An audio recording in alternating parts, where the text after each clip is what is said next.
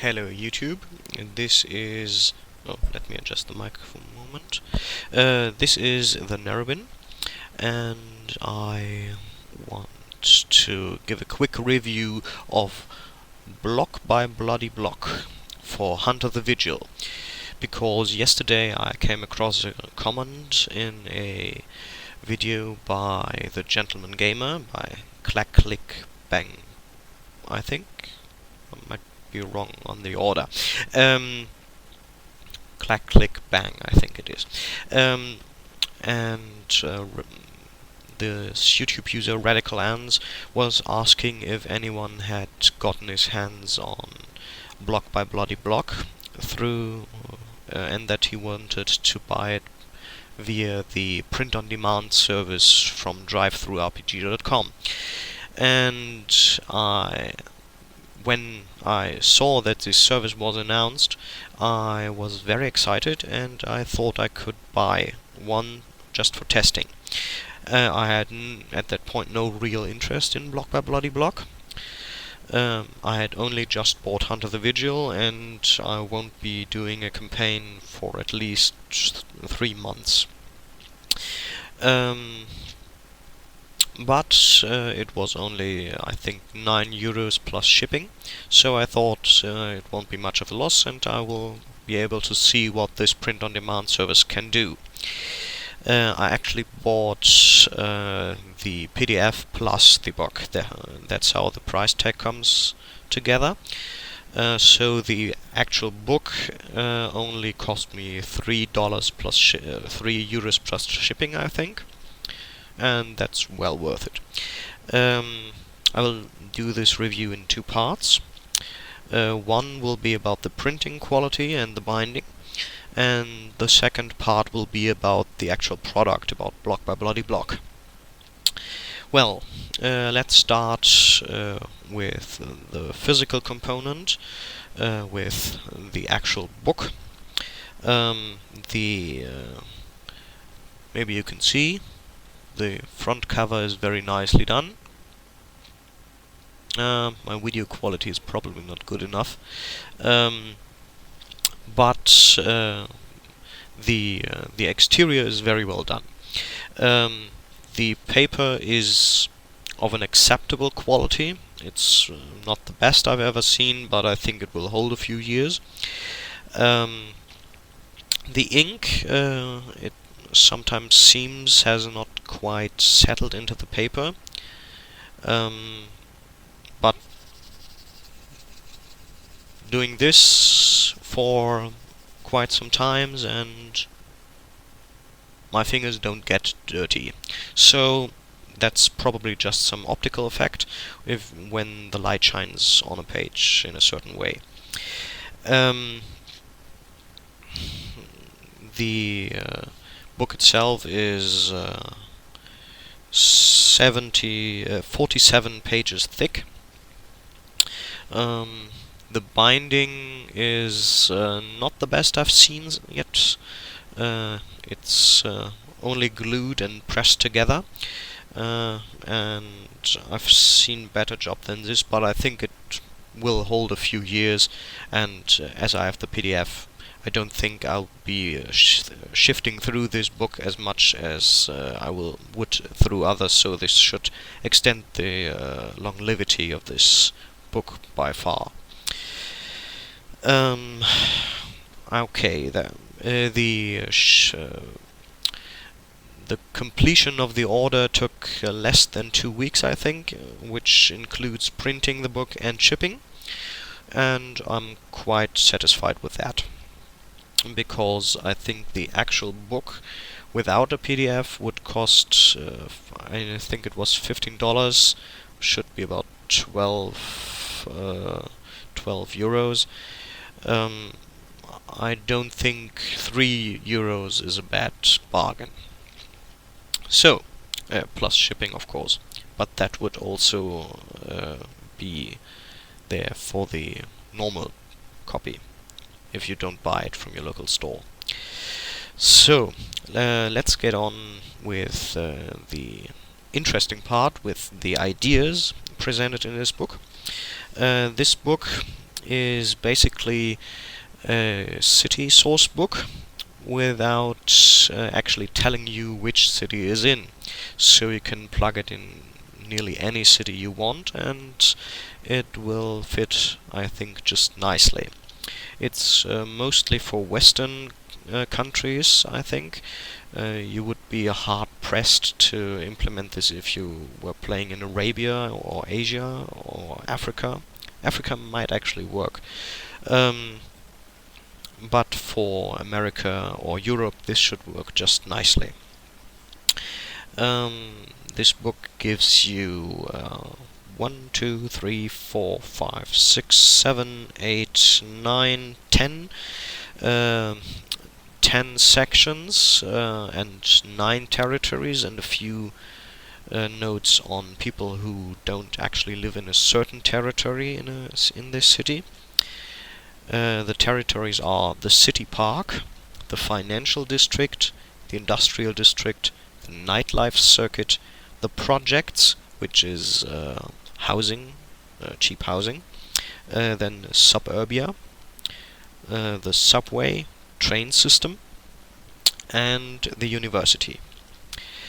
Each of these is covered in a certain way. There are so-called bit players, which are minor NPCs your players can come across, and who pose rather speed bumps than actual villains to defeat. And then there is usually one. In one case, I think there are more than one actual. The big players, I think they are called. Which the big fish character, they are called. This is the character that has the most influence over this certain territory, and who is also the primary example of the group that has control of this territory. It also gives you a section which tells you what game mechanical influence control over a certain area gives a group. So once you have finished off a certain group out of a certain territory, you gain certain benefits. For example, if you gain control over the financial district, you of course have an easier time doing things requiring financial influence and such. Also, each section gives you a number of story hooks, so that you can bring in the characters into this territory and inflame their interest for it. Not all of these territories are actually held by monsters. Some of them are actually under the control of hunters, but as I've said in my in my video about my World of Darkness books, what I like about Hunter the Vigil is that some of the hunters are more monstrous than the monsters they hunt. And this is also true for this book. So they are not necessarily allies just because they are fellow hunters. And I don't think you only could use this for Hunter. I think this is also a very good book for any kind of World of Darkness game. Also included are a few new dread powers. Then there is a new tactic and a few new merits. I won't go into detail on them. Then there is the rapport system, which basically is there to measure if you have some plus points or minus points by certain factions. So if you do the vampires a favor, then you gain positive rapport with the vampires. or at least with one faction of the vampires. This comes in two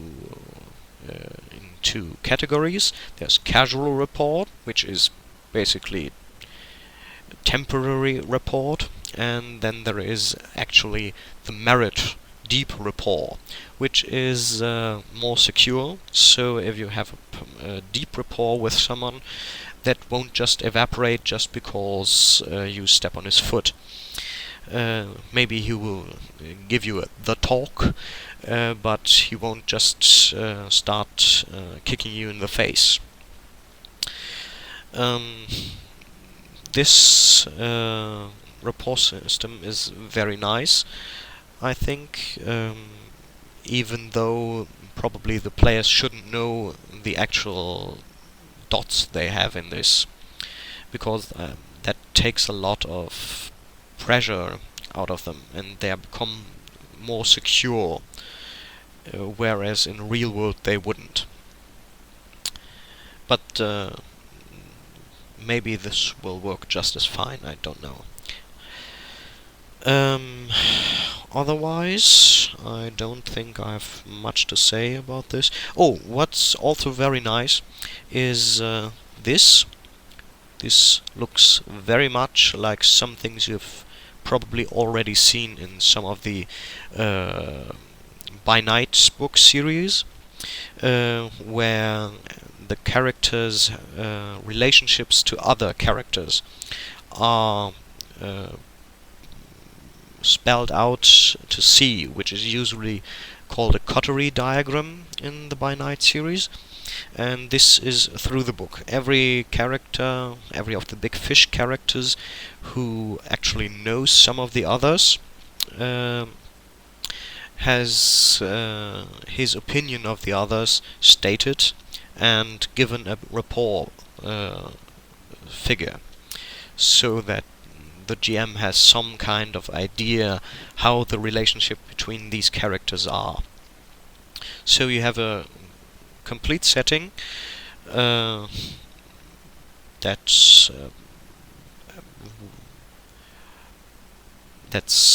not so set that it's only usable in, let's say, cities with a haven, or cities near a desert or something. It's very you can put it anywhere you like, and it will still work. I really like this book, even though when I first opened it, I thought it was a little thin, but the quality makes up for quantity, I think. This was the Narrabin, and thank you very much for watching.